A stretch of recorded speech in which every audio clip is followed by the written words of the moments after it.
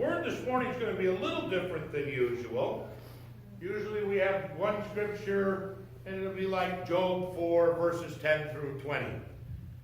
This is one of those, remember the old Sesame Street song, which one is not like the other? I preached on that at the old church. Well, this one is, which one is like the other? We have a number of scriptures this morning that are like the other one. So we're going to put them together a little bit. There's a theme here this morning. So the Old Testament scriptures, before you use the take notes, let's get them written down first, will be Jeremiah, the 23rd chapter, and the 5th verse. Jeremiah 23 and 5. Then Ezekiel 34 and 23. And then Isaiah 35, verses 4 and 5. And then Isaiah 61 and 1. Seems like we're all over the place. But there is a theme among these particular scriptures. Then our responsive reading this morning, remember that is returning God's word unto him, coming into unity so that the Holy Spirit may freely move in this house. There are a number of them.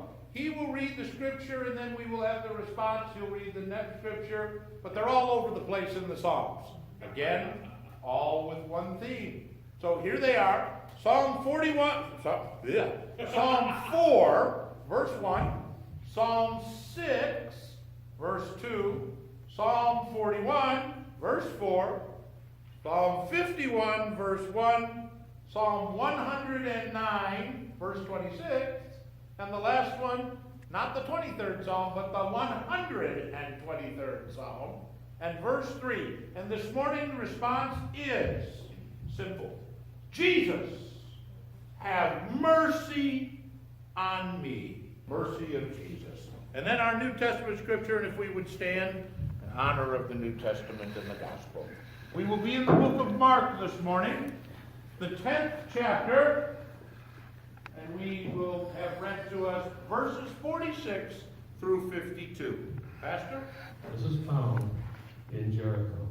This event happened just before Jesus went to Zacchaeus' household, and just before he ascended Jerusalem himself for his triumphal entry on Palm Sunday. Now they, which was Jesus, his disciples, and the multitudes that followed him, came to Jericho. As he went out of Jericho with his disciples and a great multitude, blind Bartimaeus, the son of Timaeus, sat by the road begging. And when he heard that it was Jesus of Nazareth, he began to cry out and say, Jesus, Son of David, have mercy on me. Then many warned him to be quiet. We would now say, shut up. But he cried all the more, Son of David, have mercy on me. So Jesus stood still and commanded him to be called. Then they called the blind man, saying, be of good cheer. Rise, he's calling you. The word of Jesus changed everything. And throwing aside his garment, he rose and came to Jesus through the multitude. So Jesus answered and said to him, when you see Jesus answering, the question is not recorded. Jesus is answering something that was said but not recorded. What do you want me to do for you? The blind man said to him, Rabboni, that I may receive my sight. Then Jesus said to him, go your way. Your faith has made you well. And immediately he received his sight and followed Jesus on the road. He didn't go his way. He went the way of the Lord. Bishop. I know I'm not where I belong, am I? I want your attention this morning. I think I've got it. Before I get started, I want to say thank you to my associate pastor. Each week I give him scripture, and he studies that scripture. Some of the things he teaches us, we think, wow, little known facts. But some of that gets inside us, and it's a foundation. And we want to be founded where? On the Word of God. So, Pastor, we thank you for the study that you put in. I know you don't need things because you're going to do it whether we ask you to or not. When David and I were playing golf, he was in the room studying scripture. We appreciate that, and every now and then we need to say thank you. This morning's sermon, Jesus stopped. So, let's build a bonfire. I know what's one got to do with the other. Well, I'll show you. How many of you ever heard of Bartimaeus? Besides you. There is a story. I used to sing a little hymn when I was a boy at the Baptist church that my mother took me to called Blind Bartimaeus. And it's an old Negro spiritual that, quite honestly, I don't sing so well, so I won't do it. But this morning we're going to talk about Bartimaeus and why what he did is important to us today. Bartimaeus was physically blind, and he was financially broke. He was stuck in a job that was absolutely going nowhere. He was a general nuisance to society. He was in the way. He was, to the rest of the world, just a passing thought. He is, in fact, and was, in fact, a painful reminder to everyone that walked by him, but for the grace of God, there go I, that disaster is possible in their own lives at any moment. How many have ever felt that way? He was just like many of the men and women who sit on our front bench every morning, just outside our front doors all week long. A nuisance of no account. This man was nothing but God. Amen. Another but God moment in the Bible. Who loves those more than me? No, no, no, no. Yeah, another but God moment. Bartimaeus is Jesus' man here in Mark the 10th chapter. Bartimaeus is the one who Jesus, in the midst of what he was doing, suddenly pays complete attention to. Jesus walked by many people that day, and many of them were righteous, they were godly, they were honest, they were faithful.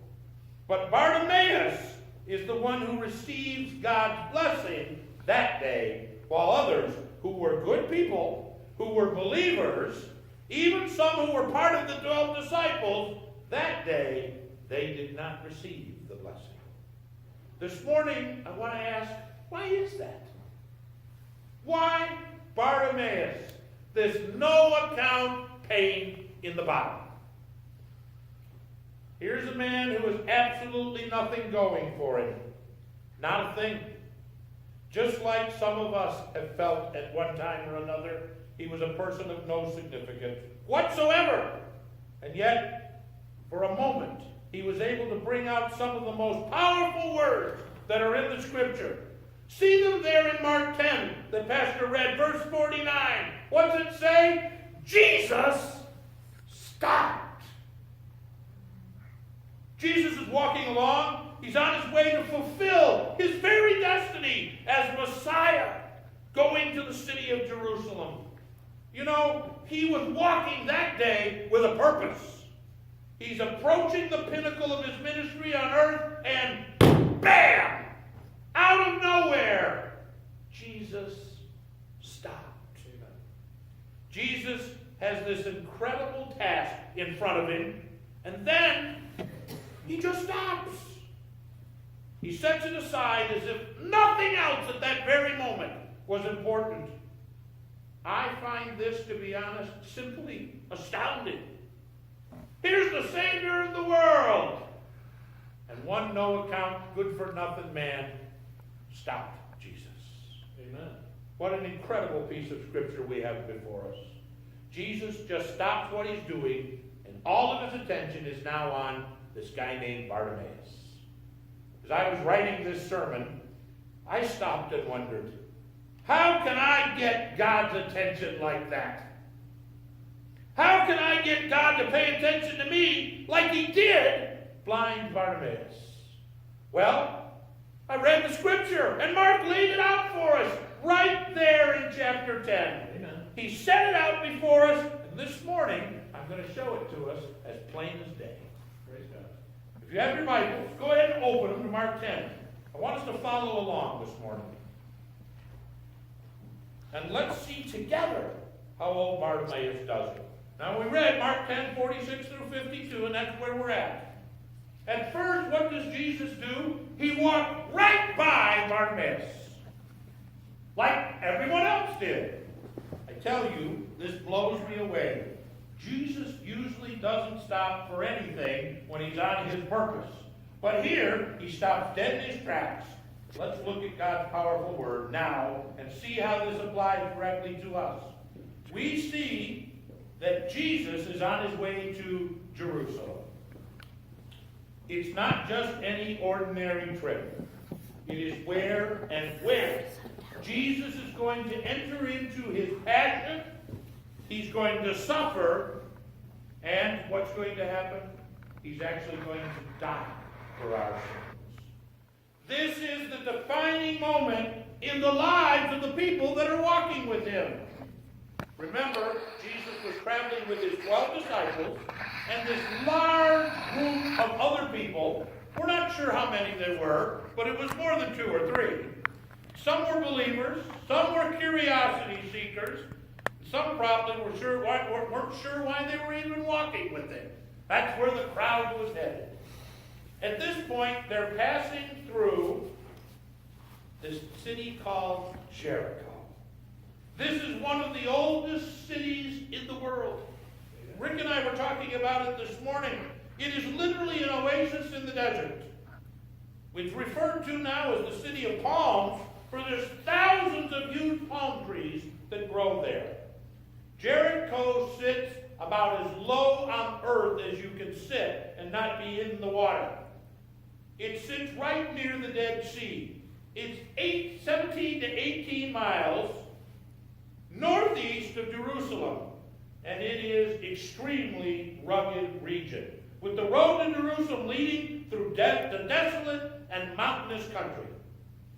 It was notoriously unsafe, sort of like South Chicago, East Detroit, or certain parts of Pontiac. And it was a very difficult, walk to Jerusalem. It was, and remember the old stories, I had to go to school uphill both ways in 5 feet of snow. Well, in this case, it was completely uphill all the way to Jerusalem. Now, we know Jericho because it's famous for its walls falling down. I preached that just a few months ago, and the walls came tumbling down. Now, it's in Palestine. It's considered a Palestinian city in the state of Israel. But let me tell you, it is one hot and dusty place. I have been there. This, in the scripture, in Mark, is the last healing miracle we see in that book. We see in the other Gospels that there's another miracle that happens later. He heals the ear of the servant of the high priest at the arrest of the Garden of Gethsemane because Peter went a little crazy and decided to chop off an ear. And Christ said, we'll be having none of that. And he put the ear back on. Man, I would have liked to have seen that.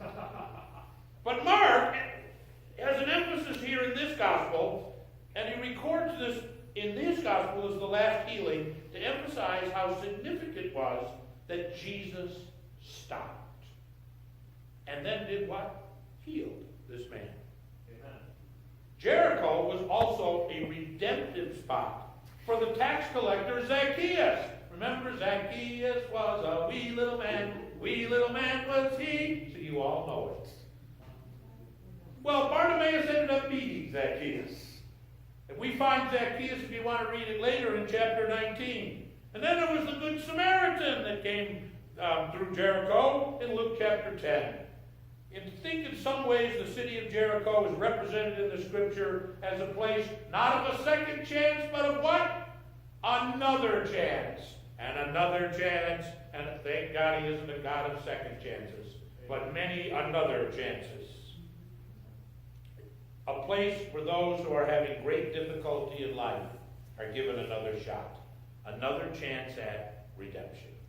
Thank you, Jesus. It's an oasis to be refreshed at and start a new life, a new beginning. Amen. I see it as no accident that Jesus and Bartimaeus deal with each other in this place called Jericho. You know, even when we see our life at a standstill, And many of us have been at that point where we feel like we're running and going nowhere. When we look around us and we see nothing but hot, dry desert, Jesus is the spark.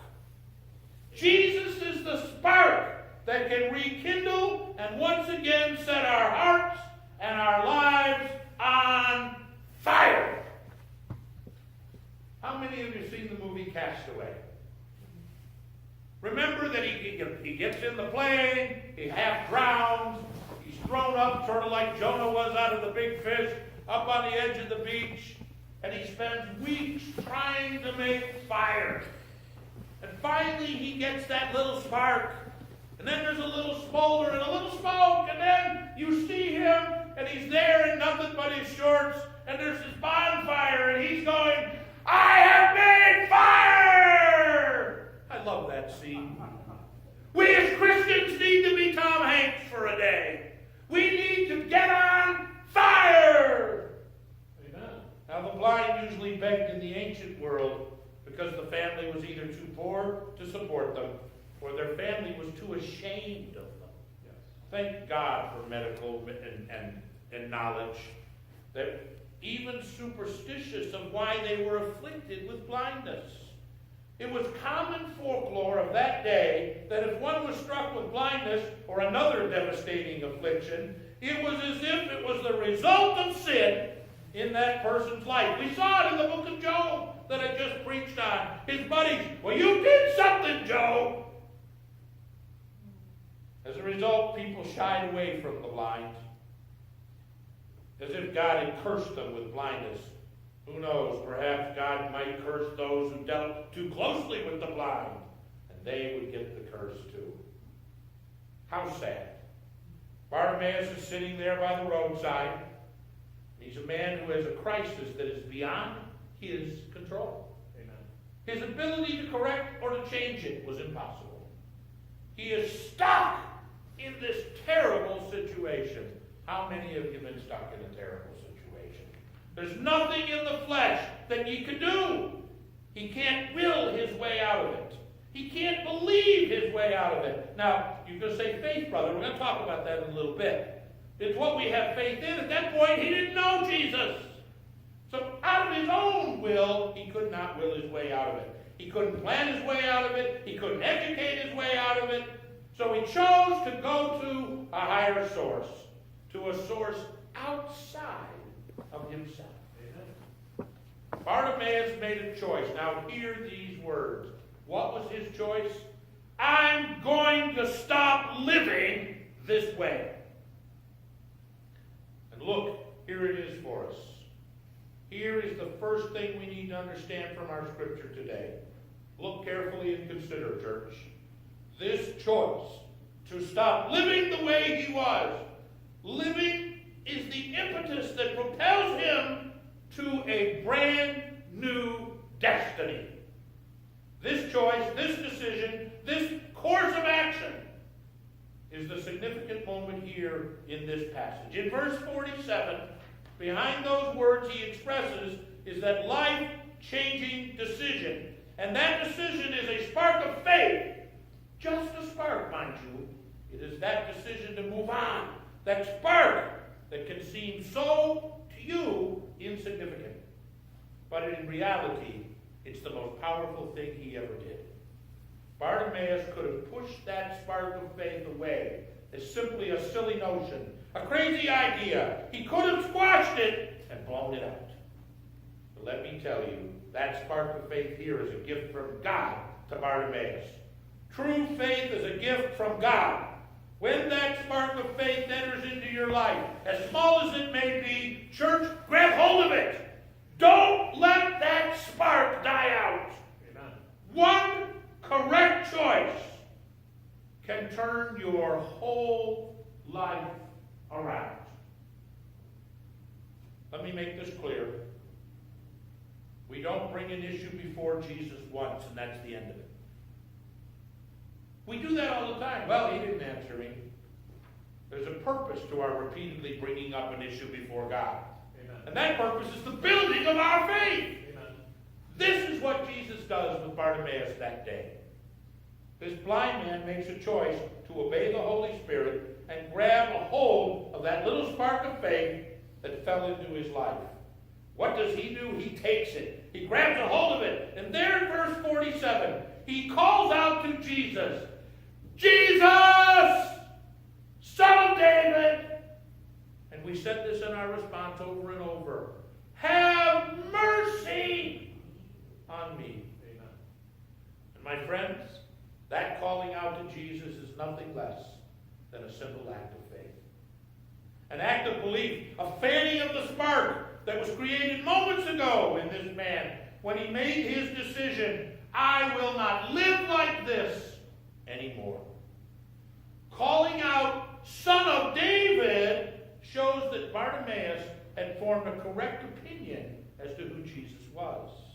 The designation Jesus of Nazareth, how many of us have heard that, is used to describe Jesus' humanity. Jesus, Son of David, described Jesus' divinity. Jesus of Nazareth was used by unbelievers, mockers, detractors of those people like them that arrested Jesus, like the soldiers who beat Jesus. Even the girl that confronts Peter in the courtyard when he and the rooster had a little talk, when he denied Christ 3 times, she referred to him as Jesus of Nazareth. They didn't understand that he was Lord. After Jesus is raised from the dead, he is then referred to as Jesus Christ of Nazareth, with Christ being the term of lordship. But the designation Bartimaeus is a messianic term used to describe the very Messiah. This is a messianic title that we see expressed in the Scripture. Isaiah 11:1, Jeremiah 23:5, Ezekiel 34, verse 23, what you read this morning. Notice, Jesus does not reject the title. He knew who he was. Rather, he pays particular attention when he hears it. Why? It's an expression of convicted faith. Jesus is not just a teacher or a good man. He is the very Messiah, the Lord God himself.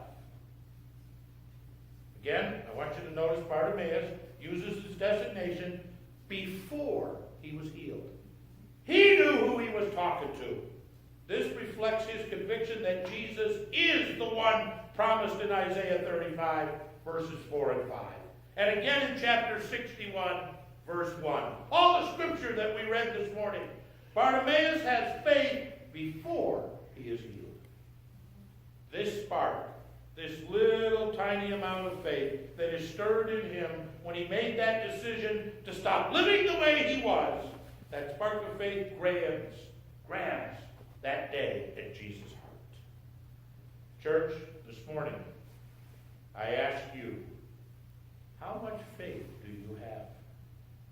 And how much faith do you need?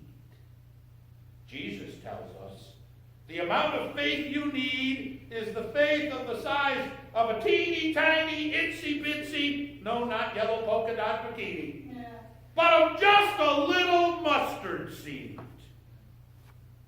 Now, one note, this is very important, that Bartimaeus had to call more than once. In fact, he had to call repeatedly, again and again and again. He was persistent. Let me make this clear. We don't bring an issue before Jesus just once, and that's the end of it. Well, he didn't do what I needed him to do. There is a purpose to repeatedly bringing an issue before God. What did I tell you? To build your faith. This is what Jesus did with Bartimaeus. See the spark there? You see as he calls on Jesus, the spark of faith is fanned. He calls on him again and it smolders. He calls some more, suddenly there's smoke. Then he yells out even louder, more persistently, and his faith erupts. Son of David, have mercy on me. And what happens? There's fire. A raging bonfire of faith. And then there are those powerful words again. Verse 49, Jesus stopped. Jesus sensed the fire of faith building, stopped him in his tracks. And what did Jesus say? Call him over to me. say it again, we don't bring an issue just once. We pray so that our faith sparks. We pray and then the faith smolders. And then, Lord, it smokes. And then we pray and we pray and we pray. And we once again get set on fire. The repeating calling out to God is not for God's benefit. It's not so that he can make a decision. We've already been called. I just preached on that 2 weeks ago. It is for our benefit to build our faith. Amen. God isn't being mean to us by causing us to call out repeatedly. God knows how we work, and so he presses us to repeatedly pray, and as the result of a growing and mature faith. Amen. Isn't that what we're looking for? Bartimaeus was physically blind, financially strapped, but he moved that day beyond his limitations. He might have been blind, but he certainly could talk. So he shouts to Jesus. Well, with me as your pastor, you're used to that. But the crowd, you know what they did? They tried to hold him back. They tell him to shut up. The crowd regarded him as a nuisance, resented his attempting and delaying them. My friends, don't let the world stop you from crying out to Jesus. Right. They were with this important man, Jesus, on their way to an important city for an important event. Understand, I want you to see who these people were. They were the ones walking in Jesus. They were the religious folks, or as now we would say, the leadership of the church. People who were honest, people who worshiped the true God, people who you and I would probably say, hey, those are pretty good people. We want them as our friends. Maybe so. But here, that day, they were only annoyed. They not only don't help, but they curse Bartimaeus. God's people cursing other God's people? Boy, we can't imagine that, can we? Yeah. Jesus, Jesus, Jesus. Let me tell you, just because you have a limitation, because you have a need, that doesn't mean others are going to help you, does it? Even if they're good people. People have needs everywhere. I don't see people running in here to help people. But no. That corner every morning was filled with drunks and drug addicts and homeless people. I don't see people lining up to help them. But the cool part here is Bartimaeus refused to listen to the other voices. He listened instead to the voice of Jesus. Amen. Verse 48, we see the crowd rebuking him, but he persisted. They tell him to shut up. He shouts louder. The more they tried to stop him, the louder and more insistent he became. Yes. Remember earlier we talked about that tiny, small spark of faith, that decision to go for it. That decision to stop living as you are right now. What do you think pushed Bartimaeus on? Faith! Amen. Don't worry about how much faith you have. The mustard seed is all you need to start calling on Jesus. Yes. We have voices all around us who are trying to block our connection with Jesus. They say things like, and hear me, you don't really take the Bible seriously, do you? They insinuate that being spiritual has something to do with being organic or being in touch with oneself. I'm so tired of hearing that. They say to us, this whole faith thing must not be real. Why? Well, you asked, and God hasn't done what you asked, so he's a liar. So you might as well give up. Isn't that what the world's telling us? They tell us that taking the spiritual world seriously is pure foolishness. What they do is they shout, ignorance are our way. Church, don't buy it. It's a lie. Don't listen to the detractors. The reality is this. Jesus is real. Amen. Jesus is powerful. Amen. Jesus is ready to act on your behalf. Amen. And change your world. Amen. Why do I always say, stand up, raise your voice, and what? Take over. I'm not talking about taking over Pontiac. I'm talking about with Jesus taking over your life. Amen. Voices may try to cut off your path to God, but they can never cut off your heart from God. Bartimaeus seemed to instinctively know this, and he kept calling for Jesus. This morning, I'm pleading for you to follow the example of Bartimaeus. Now, one quick point here. Let me remind you that Jesus is not sort of some genie that we rub and get out of a bottle, that we command or make demands of. As we look at this passage, we don't see Bartimaeus doing that. This man, Bartimaeus, first pleads for mercy and then presents a request. He does not demand.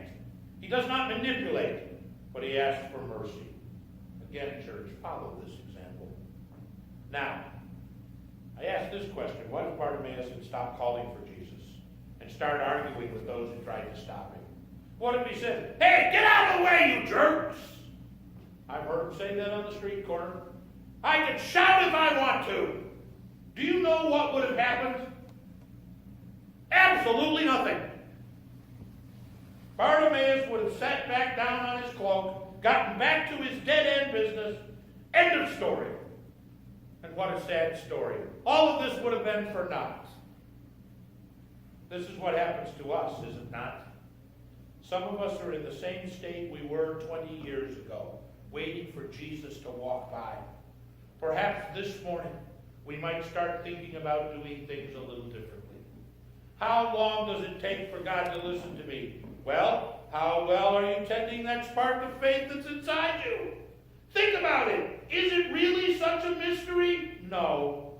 Bartimaeus, he took a personal initiative to have a personal encounter with a personal Jesus. Amen. And let me be very clear on this. Bartimaeus was the absolute last person on the road that day. The absolute last person who had a chance for a change in his life. But he called out to God repeatedly, and Jesus stopped. Have mercy on me is a cry directed toward God by the afflicted. In all those Psalms we read this morning. Pastor Ward read them just a few moments ago. This type of prayer request is a general request. Say, what are you saying, Pastor? It's not about anything specific. Just have mercy on me. Bartimaeus has been doing this general plea for years, and people walk by him day after day. Alms for the poor, alms for the poor, alms for the poor. And what has he received from that kind of request? Just a few coins. A general request equals a general answer. Let me ask you this. If your prayers are not specific, people, oh, bless me, Lord, how in the world can you know if they're answered? By a few coins? That's not an answer. So Jesus wants you to get beyond the general big picture. And there in verse 51, Jesus asks him, what exactly do you want, Bartimaeus? What a question! He articulated quite well. Jesus asked you this morning, church, this morning, what exactly do you want? Now be very, very careful how you answer that question. See, we usually focus on the immediate, on the results of an immediate difficulty rather than the source of the problem. Let's look at it this way. Bartimaeus had asked for some cash. Instead of cash and 2 coins, that'd be sweet for him. He could have answered, Jesus, could you just set me up financially? Then all these things will come together in my life. I'll have a decent meal every day, a nice place to live, clothes that fit right. I won't have to be ridiculed here at my place of work and beg for alms. But no, Bartimaeus doesn't focus on the result of his immediate problem. He focuses on the source of his problem. And what was his problem? Blindness. What's our problem in the church? Spiritual blindness. I want us to note this. When people came to Jesus, we don't find anywhere, never did he give them money. He never gave them stuff. And yet, what do we ask for when we come to him? Lord, I need money, I need stuff. I'm sure Jesus just goes, how ridiculous. So then isn't it obvious if Jesus never gave him money and stuff while he was walking the earth in his ministry, why in the world would he be giving away stuff to us now? Now, does that mean that he doesn't want to bless us? Of course he does. But we're asking for the wrong thing.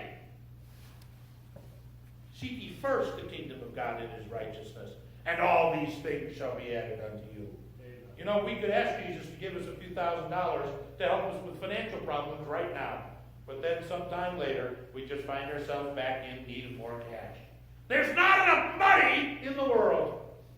Because money's not the problem. Don't look at the manifestation of your problem. Look at the source of your problem. Back to verse 51, and I'm almost done. I'm closing. Bartimaeus answers Jesus, Rabbi, I want to see. Yes. And there it is. You see it in verse 52? Everything comes together now, and life will never be the same. Because Christ says, go! Your faith has healed you. Now let me be very careful how we interpret that last statement. Because there's a doctrine going all over the church like a bonfire. And it's a bad doctrine. Many will assume an assumption that it is. That there is this essence, this energy called faith. And if we can work up enough of it, work up enough of this energy, then the essence, that energy will be effective. And then things will happen in my life. No, that's not Christian teaching. It's not biblical. It is something else. And believe me, you don't want to go there. Because if you think you're the one that's fixing the problem, you're wrong. Jesus healed the man. He did not heal himself. How much faith do you need? Luke 17:5, the apostle said to the Lord, increase our faith. And in verse 6 he replied, if you have faith, as small as a mustard seed, you can say to the mulberry tree, be uprooted and planted in the sea, and it'll obey you. Faith is not some sort of energy to be manipulated. And our faith is not faith in ourselves.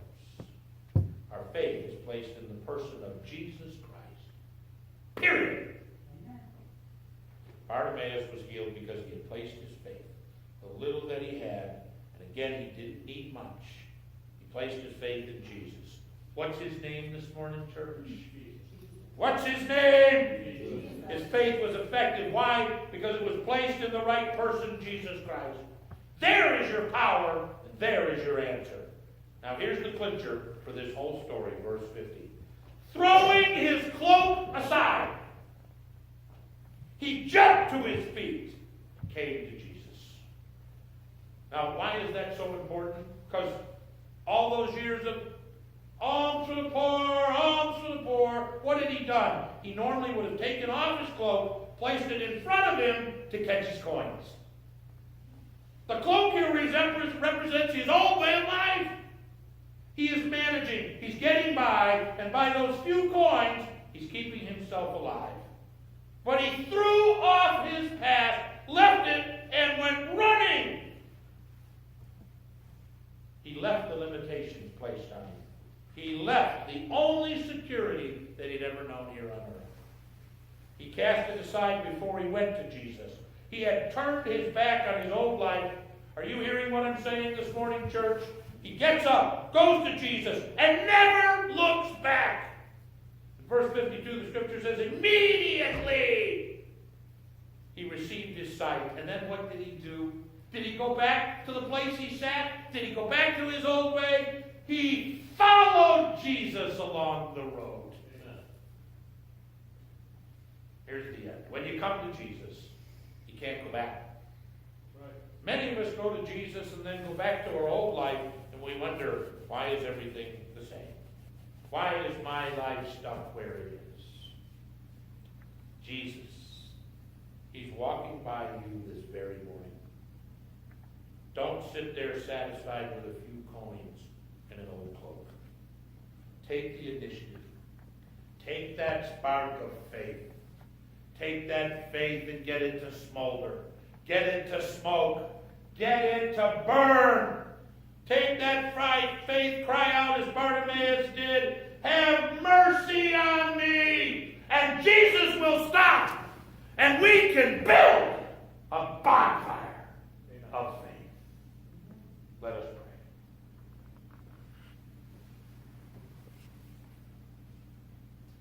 Father, sometimes life in this body can be difficult. Seems like we're not getting anywhere. Lord, you told us we just need to cry out to you and leave the old way. This morning I'm hoping the word that came forth from this pulpit, from this communion table, is able to literally set a spark in every heart that's here this morning. And Lord, let the fire of your Spirit be burning inside of us as we leave this building this morning. We thank you in Jesus' name. Amen and amen. I'm going to have Sister Michelle come and sing this song for us. As soon as she's done, we're going to have a time of prayer before we leave this building this morning. Praise the Lord.